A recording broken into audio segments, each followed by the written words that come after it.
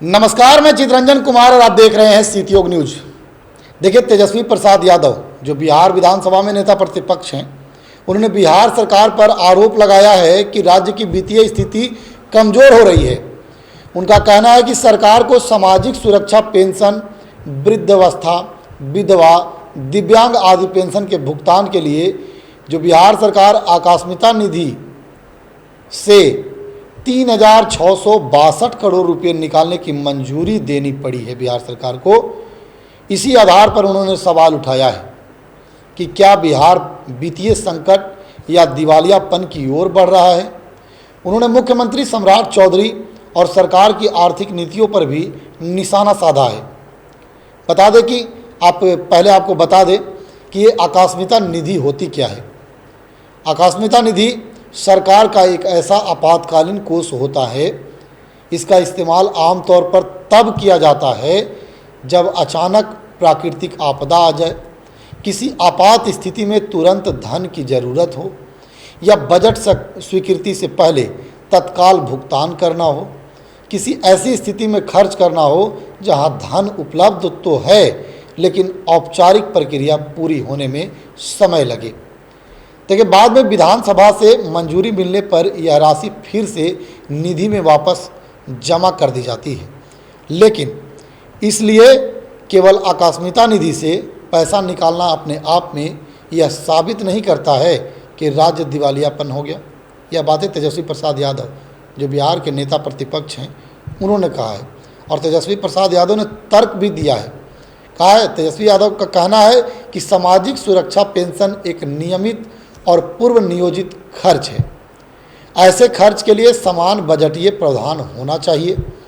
यदि सरकार को इसके लिए आकस्मिकता निधि का सहारा लेना पड़ रहा है तो इसका मतलब है कि नकदी प्रबंधन यानी कि कैश मैनेजमेंट में समस्या है। इससे संकेत मिलता है कि राज्य के वित्तीय संसाधनों पर दबाव बढ़ रहा है। उनका आरोप है कि सरकार की आर्थिक नीतियों ने राज्य को ऐसी स्थिति में पहुंचा दिया है जहां नियमित भुगतान के लिए भी विशेष व्यवस्था करनी पड़ रही है।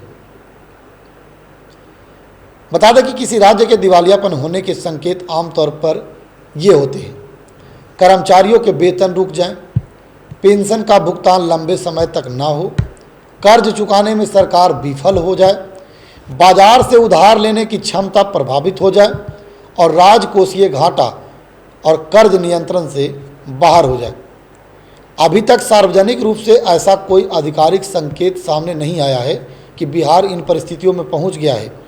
लेकिन तेजस्वी यादव ने जो आरोप लगाया है उस पर मैं बात कर रहा हूं, क्योंकि सामाजिक सुरक्षा पेंशन लाखों गरीब, बुजुर्ग, विधवा और दिव्यांग लोगों से जुड़ा विषय है। यदि इन योजनाओं के लिए भी आकस्मिकता निधि का उपयोग करना पड़े तो विपक्ष इसे सरकार की वित्तीय कमजोरी का संकेत बताता है। वहीं सरकार का पक्ष यह हो सकता है कि यह केवल अस्थायी नकदी प्रबंधन का मामला है। लाभार्थियों को समय पर भुगतान सुनिश्चित करने के लिए यह कदम उठाया गया है। बाद में बजटीय प्रक्रिया के माध्यम से राशि समायोजित कर दी जाएगी। अब आपको बता दें कि राजनीतिक संकेत क्या है, राजनीतिक संदेश क्या होता है। इसको लेकर के आरोप और प्रत्यारोप जो लग रहे हैं उसको हम स्पष्ट कर देते हैं आप लोगों के बीच में। यह केवल आर्थिक बहस नहीं बल्कि राजनीतिक लड़ाई भी है। तेजस्वी यादव सरकार को घेरने के लिए वित्तीय संकट का मुद्दा उठा रहे हैं। सरकार यह दिखाने की कोशिश कर रही है, सरकार यह दिखाने की कोशिश करेगी कि सभी कल्याणकारी योजनाएं नियमित रूप से चल रही है और भुगतान में कोई बाधा नहीं है। आगामी राजनीतिक माहौल में यह मुद्दा बिहार की अर्थव्यवस्था बनाम सरकार की वित्तीय प्रबंधन के रूप में उभर सकता है। तेजस्वी यादव का आरोप है कि सामाजिक सुरक्षा पेंशन के भुगतान के लिए आकस्मिकता निधि से 3,662 करोड़ रुपए निकालना बिहार की खराब वित्तीय स्थिति का संकेत है, तेजस्वी प्रसाद यादव ने जो बताया है। हालांकि केवल इस कदम के आधार पर यह कहना कि बिहार दिवालिया होने वाला है अभी जल्दबाजी होगी। असली सवाल यह है कि क्या सिर्फ अस्थायी नकदी प्रबंधन का मामला है या राज्य का वित्तीय व्यवस्था पर वास्तव में गंभीर दबाव बढ़ रहा है। यही बहस इस समय बिहार की राजनीति में केंद्र में है।